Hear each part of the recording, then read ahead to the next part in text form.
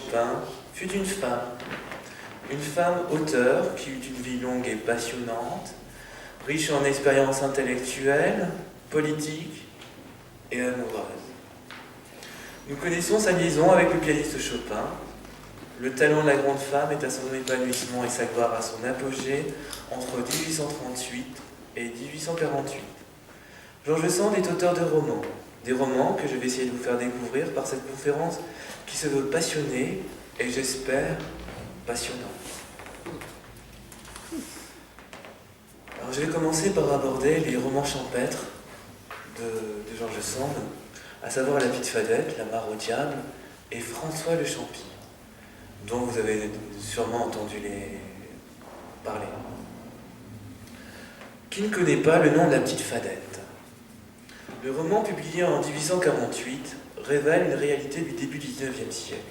Les soins apportés aux malades par les femmes, même si elles sont écartées de la pharmacie et de la médecine par les autorités législatives. La Petite Fadette est, selon l'expression de Sand, une remégeuse, c'est-à-dire une guérisseuse. Elle soigne un jeune homme du nom de Sylvinet par l'imposition des mains et par la parole. Je me permets ici de vous présenter un extrait caractéristique de La Petite Fadette. Vous me dites si je vais trop vite. C'est bon? Alors, allons, Sylvain, lève-toi, mange, cause, promène-toi et dors, dit-elle en se levant. Voilà mon commandement pour aujourd'hui, demain tu travailleras. Et j'irai te voir, dit Sylvinet. Soit, dit-elle, et elle s'en alla, le regardant d'un air d'amitié et de pardon, qui lui donna soudainement la force et l'envie de quitter son lit de misère et de fainéantise. Dans La Petite Fadette, la souffrance est liée à l'exclusion sociale. Le personnage principal est exclu notamment en raison de son comportement masculin qui n'est pas sans rappeler celui de George Sand.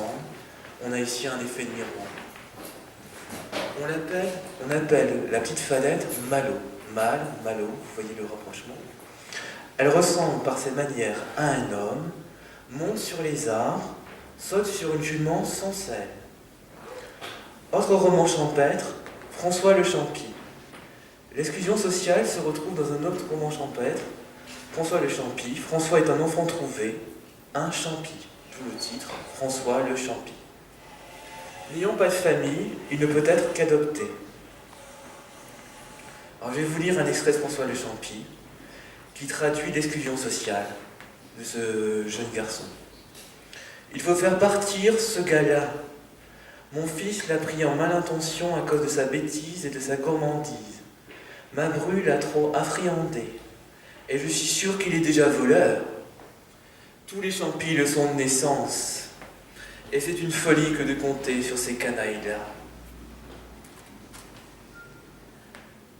La souffrance du deuil, la souffrance psychique, plus particulièrement la souffrance du deuil, apparaît comme une souffrance bien spécifique que l'on rencontre notamment dans La Mare au Diable. Je vais spécifier la structure de La Mare au Diable. Tout ce roman tourne autour d'un voyage centré sur l'expérience du deuil. La Mare au Diable commence 2 ans après la mort de la femme de Germain.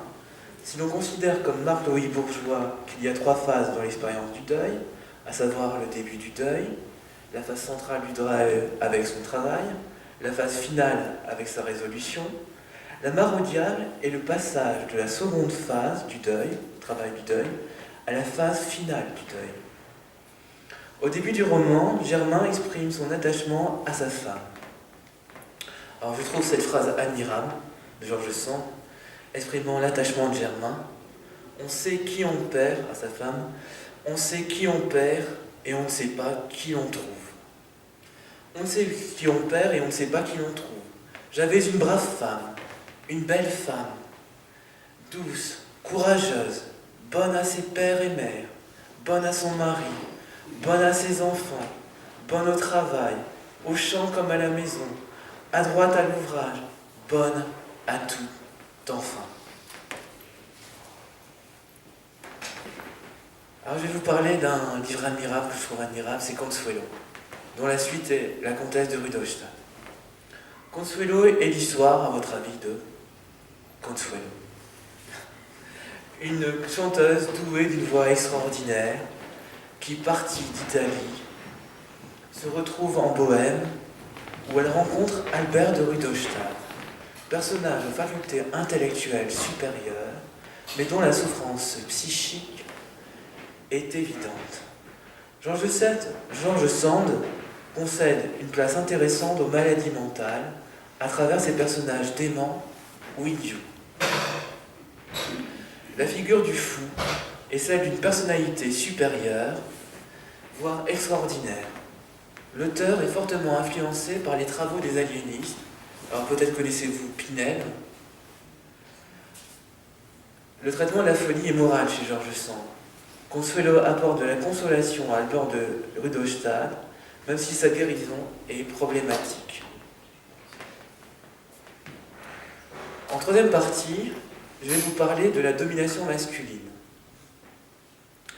La domination masculine n'est pas exclusivement celle des hommes sur les femmes.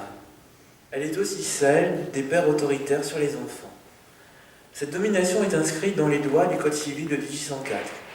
Quelles sont-elles? Alors ça va être un peu laborieux de vous les citer, mais je les cite quand même.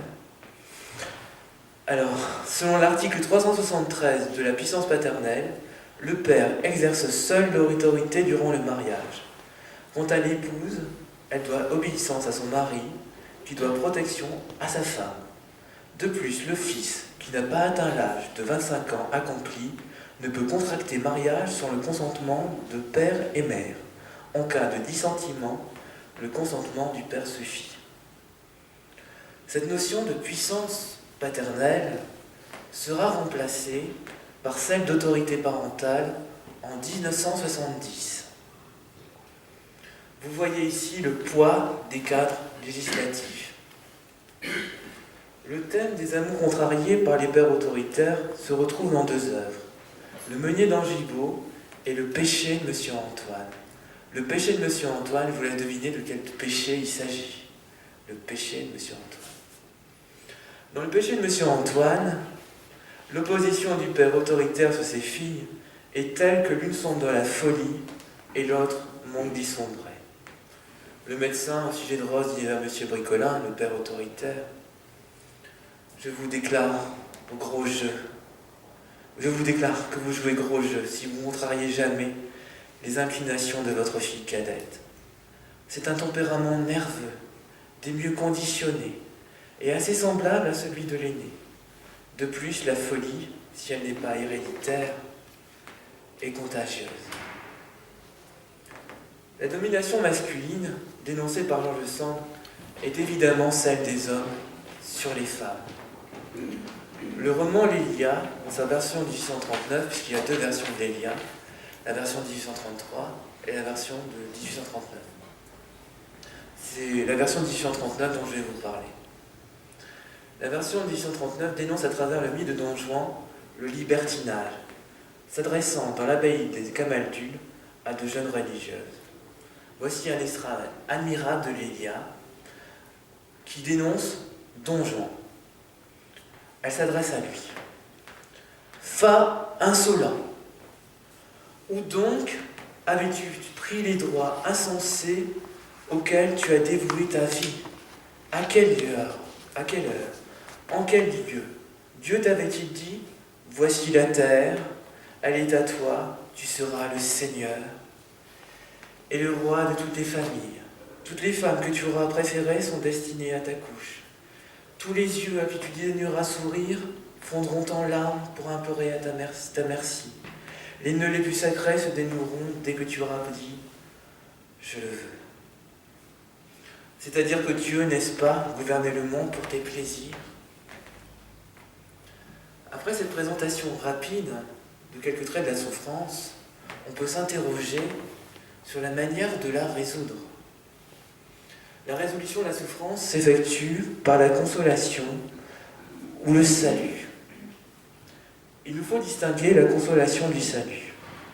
La consolation a ce site particulier qu'elle résout momentanément la souffrance. Et en priorité par la parole. Quoi de moins étonnant chez un auteur aussi prolixe que George Sand, Consuelo et la comtesse de Rudolstadt faisant plus de 1000 pages réunies. Le personnage qui se prête le plus évidemment à cette expression de la consolation est, à votre avis, Consuelo, dont le pronom est problématique dans le roman. Le chapitre 28 du péché de Monsieur Antoine est intitulé « Consolation ». La parole de Jean Japlouse sur Émile Cardonnet, fils d'un père autoritaire, a des effets positifs. Je vais vous lire un extrait du péché de Monsieur Antoine. Émile dit à Jean Japlouse : « Brave Jean, tu me fais du bien. Toi, tu me donnes de la force. Et depuis que tu me parles, je me sens mieux. » Le salut reste la meilleure des voies pour résoudre la souffrance. Il n'est pas exclusivement d'ordre religieux et lié à la mort. Consuelo et la comtesse de Rudolstadt sont des romans où les sauveurs sont nombreux. Alors, je vais vous citer une phrase d'un critique, Bertrand Vergely, qui a écrit dans La souffrance, recherche du sens perdu : « La souffrance est au carrefour de la vie et de la mort, de la liberté et de la servitude, de la vertu et du mal, ainsi que de l'humain et de l'inhumain. » Une société secrète sauve Consuelo de l'emprisonnement. La liberté est une valeur que la résolution de la souffrance souligne. Elle entend par liberté, Consuelo entend par liberté, non seulement le fait de pouvoir renouer avec les hommes en général, mais aussi de retrouver un contact avec la nature.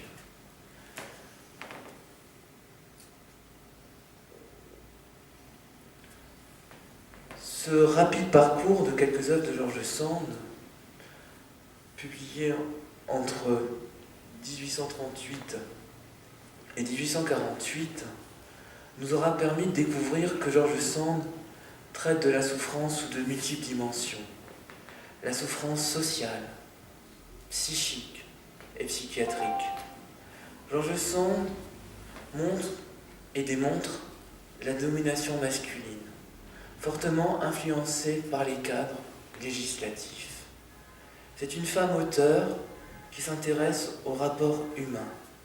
Ses œuvres dénoncent les problèmes de sa société, mais aussi les travers de la nature humaine, par le prisme de la souffrance, hélas, si humaine. Donc voilà pour l'exposé de cette conférence, que je croyais plus longue, mais bon, voilà. Enfin, on va poser des questions. Ah oui.